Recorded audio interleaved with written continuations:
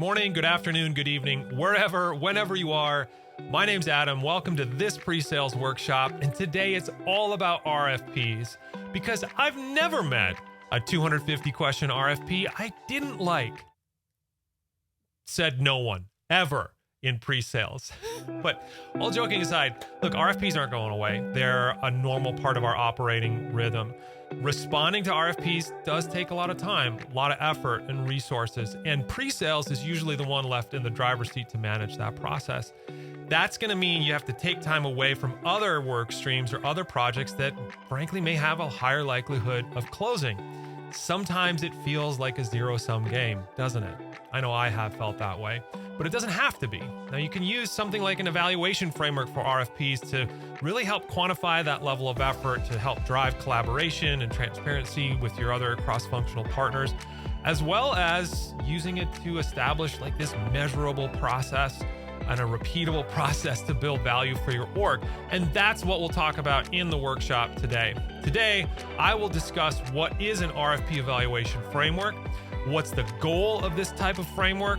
I'll give you an example of an eval framework, and I'll talk through and demonstrate some evaluation tools that you can download, customize, and use in your pre-sales practice today. So let's go ahead and dive in.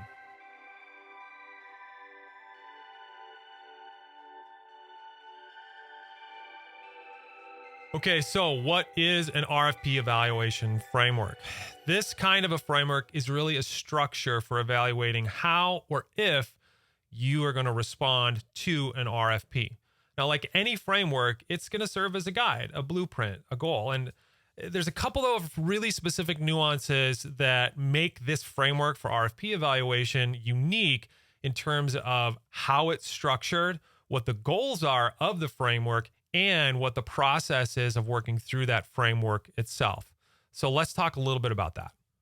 What is the goal? What are some of the outcomes of using an RFP evaluation framework? Well, like any deal we're trying to sell, that's effectively what an RFP is. And we want to ensure we're allocating resources to generate value for the company. In bottom line terms, let's try to close and win this RFP. But there's also going to be other outcomes that make an evaluation framework for RFPs really unique. Here's some that I found to be pretty consistent as I've applied this technique across my experience. One is it typically helps democratize a siloed process. Now, how many times have you been in an organization where sales or revenue teams make the decisions about responding to RFPs, or a single group of people? Well, a framework really kind of helps bring those cross-functional partners together. It gets everybody involved and gets some skin in the game. It also helps drive transparency and collaboration in that evaluation and creation process. Now, as part of that, we also see pretty consistently that this evaluation framework can serve as a forcing function. That forcing function can sometimes illustrate through practical application and experience of other people, hey, we need dedicated resources to handle the influx of RFPs, to handle how we want to respond to these opportunities. Or we may also force the function of recognizing product gaps that we see in these formal RFPs. Maybe we also can force repositioning exercises or redevelopment of collateral or other marketing or sales material. Lastly, there's a combination of both enablement and education, and then feedback that can be a really integral part of this type of framework. Sometimes RFPs can function as a way to train and enable new members of the team, but they can also function, particularly in this holistic framework, as a way to force feedback and really bring a collective group of functions together to understand, analyze, and take a look at what went well in the process, what did we do well in our response, maybe why did we win or why didn't we win in the context of that specific RFP. Okay, so what is an example of an evaluation framework? A simple response evaluation framework should really have three parts. The first part is a cross-functional execution team. This is the group of people who agrees to evaluate and produce the response. Now, I've been in technology, so in my field, that's probably sales, pre-sales, product marketing, customer success, tech and engineering teams. but it can and should change with the size and maturity of the organization. The second part is a specific evaluation methodology. This is usually going to be some type of tool or rubric that brings qualitative, quantitative, or both types of measurement to measure risk, reward, outcomes, effectiveness in the overall response effort.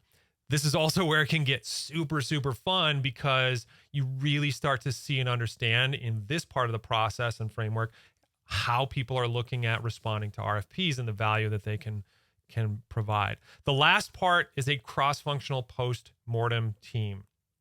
Now, this is a really unique aspect because, in sales, we often hear about win-loss, but this is a built-in part of this framework that's critically important because you need to be able to evaluate the outcome and adjust the process beyond whether or not you won or lost the RFP.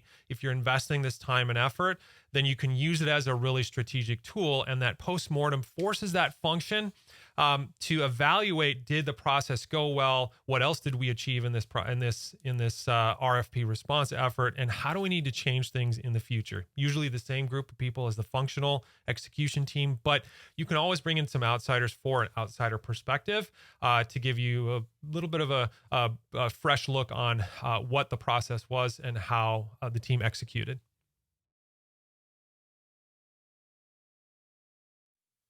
All right, welcome to the RFP evaluation tool. The tool is split up into two tabs. The first tab is the evaluation framework I mentioned earlier in the workshop. This is 3 sections divided up across your cross-functional team, methodology, and postmortem team.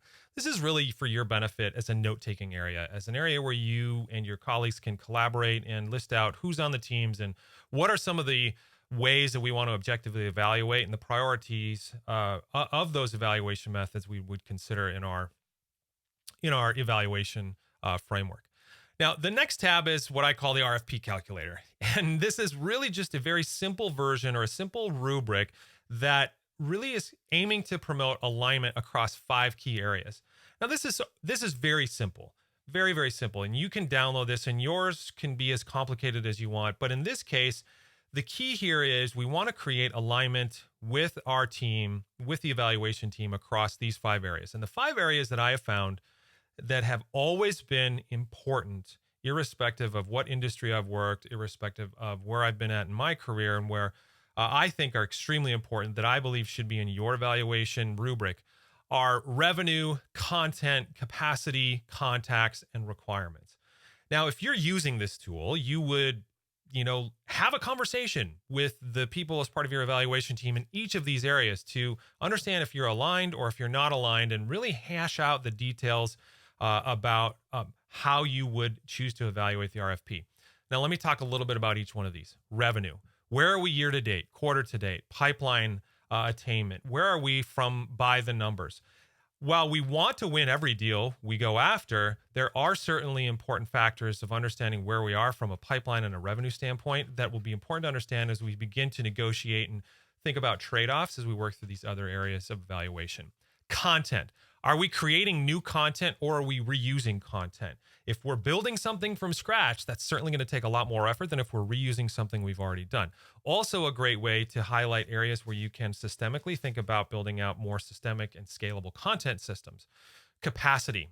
Do we have the capacity? Do we have the human capacity, the work capacity to complete the work and complete the work on time? Or do we need to generate and find new capacity either through reprioritization of other projects, or maybe we need to go outside and hire somebody for a project or freelance this?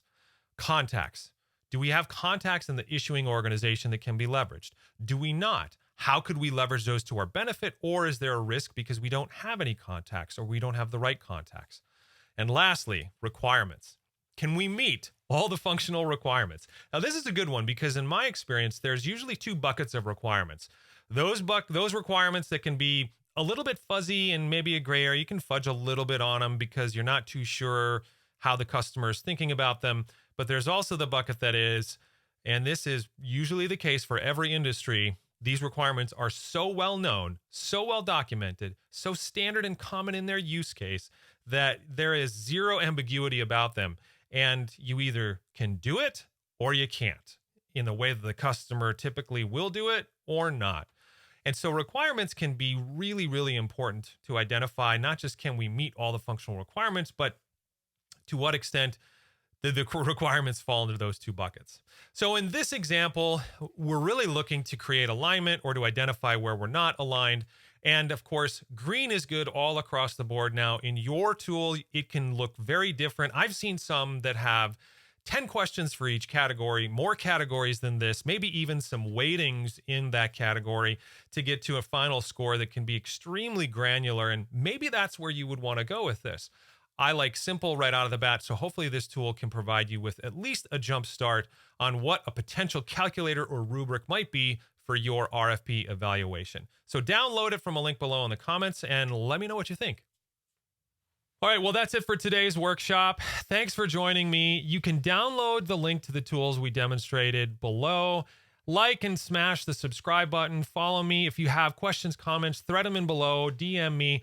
Also, we are going to be releasing each one of these episodes in podcast format as well. It's a little different than the audio or the video format, where I'll take a little bit more time exploring some of the nuances. We'll do a little bit more storytelling. It's a little longer form content. So you can also find the link to subscribe to the podcast series below. Thanks again for joining me today. We'll see you next time right back here in the workshop.